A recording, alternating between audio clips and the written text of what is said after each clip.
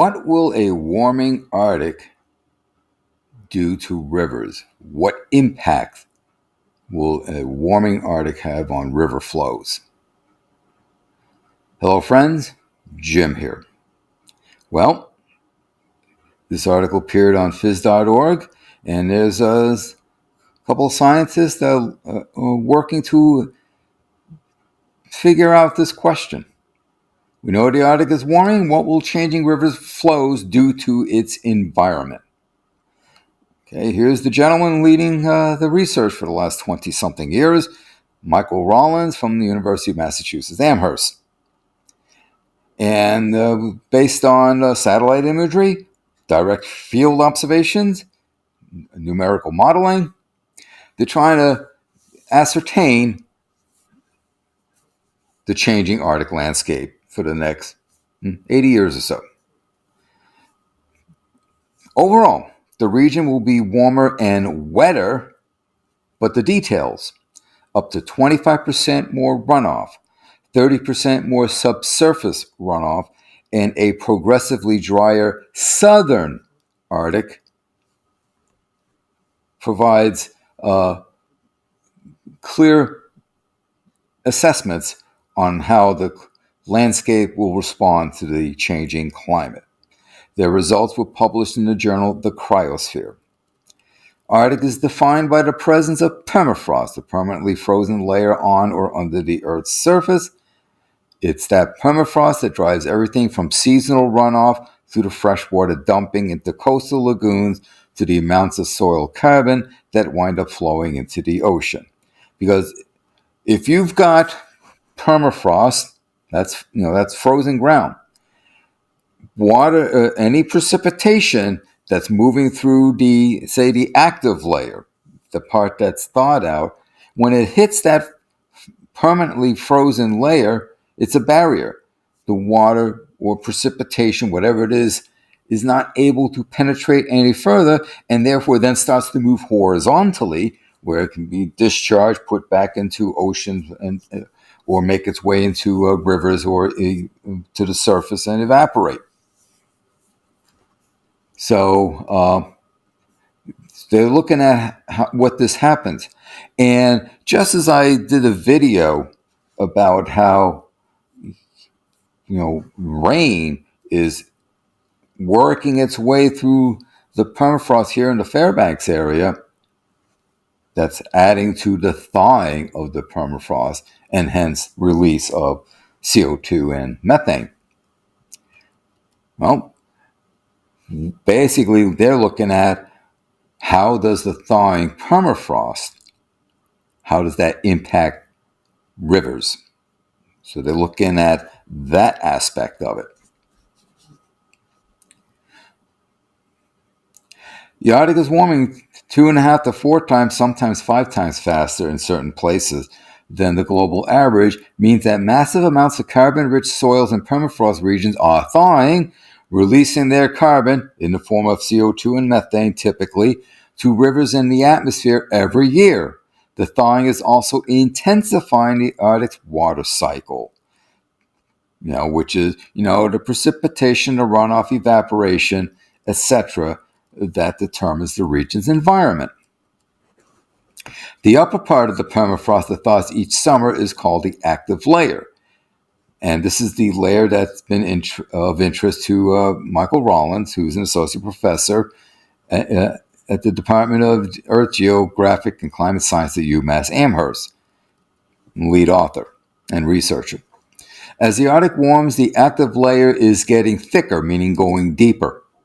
And Rollins wants to know how that thickening, combined with warming and an intensified water cycle, would affect the terrestrial Arctic environment. So he spent 20 years doing this stuff, refining his permafrost water balance model, which accounts for seasonal thawing and freezing, runoff, etc., etc. So he teamed up with the U.S. NSF, U.S. Department of Energy, NASA, and Ambarish Kamalkar, a research assistant professor at UMass Amherst, where he basically completed his doctorate, and he's now over at the University of Rhode Island. I will go over this diagram in a bit. It's very interesting. So Kamakar is an expert in the use of global climate models, and he and Rollins use precipitation temperature scenarios to figure out or explore different possibilities. What might happen in the future? For example, a moderate case in which greenhouse gas emissions and therefore global temperatures are curbed, and a high emissions and warming scenario. Well, don't forget the lag effect, pipeline warming and so on, and we already got certain warming already locked into place. So hopefully they took that into account. So they kind of crunched some numbers, and what they found is the following. A thicker active layer creates a bigger bucket for storing water. Well, it makes sense. If the ground is not frozen, then water will percolate there and be stored there. Our work shows that as precipitation intensifies, the water will be stored longer in thawed soils and released at a later time via subsurface pathways instead of running off immediately into rivers and streams as much of it does now. The study demonstrates how thawing soils will increase runoff to rivers in fall because the ground won't freeze as early in a warmer world, whereas before it would run off earlier in the year. Between now and 2100, the yearly proportion of subsurface runoff will increase by up to 30%. Moreover, this increased runoff will happen mainly in the northern parts of the Arctic. Some of the additional water will originate from evaporation caused by an increasingly ice-free Arctic Ocean. Southern portions of the Arctic will warm so much that evaporation and plant transpiration, right, that's water loss out the stomata, will send much of the additional precipitation back to the atmosphere, resulting in an overall drying out of the landscape.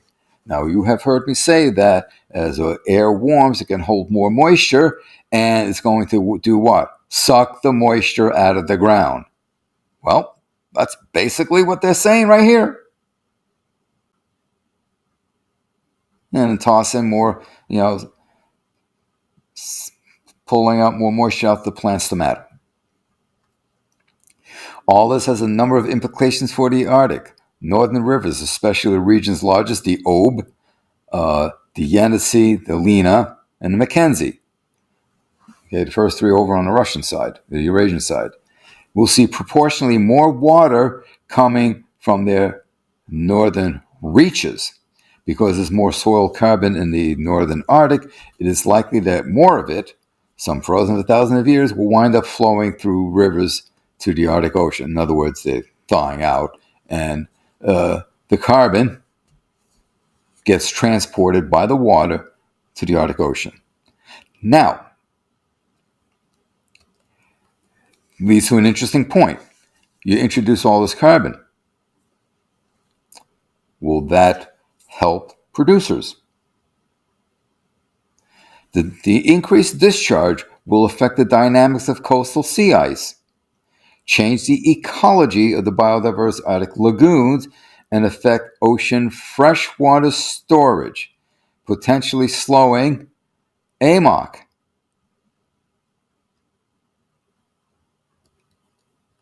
Now, when I had discussed what's happening before with AMOC, one of the things I have mentioned is the increased river discharge.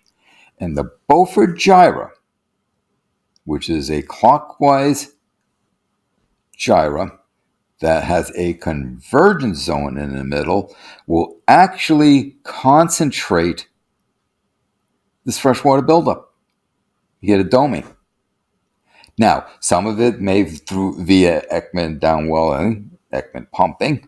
Some of that can be moved to deeper depths, but it could very well stay up, causing increased stratification. And depending on what the Arctic dipole is doing, will either constrain that within the Arctic Ocean or push it out through Fram, impacting our good friend AMOC.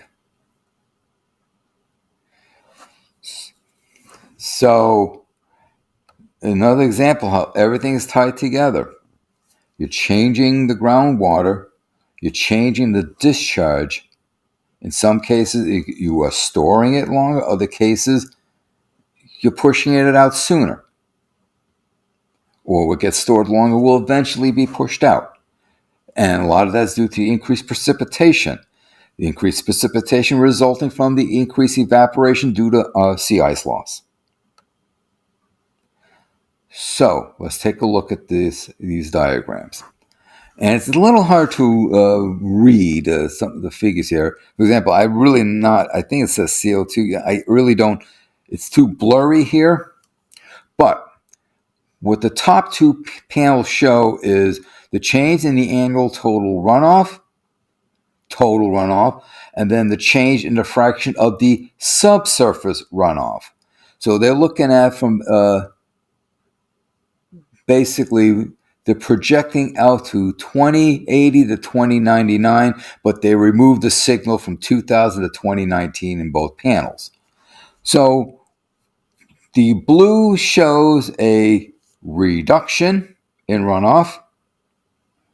The red to dark brown shows an increase in the runoff.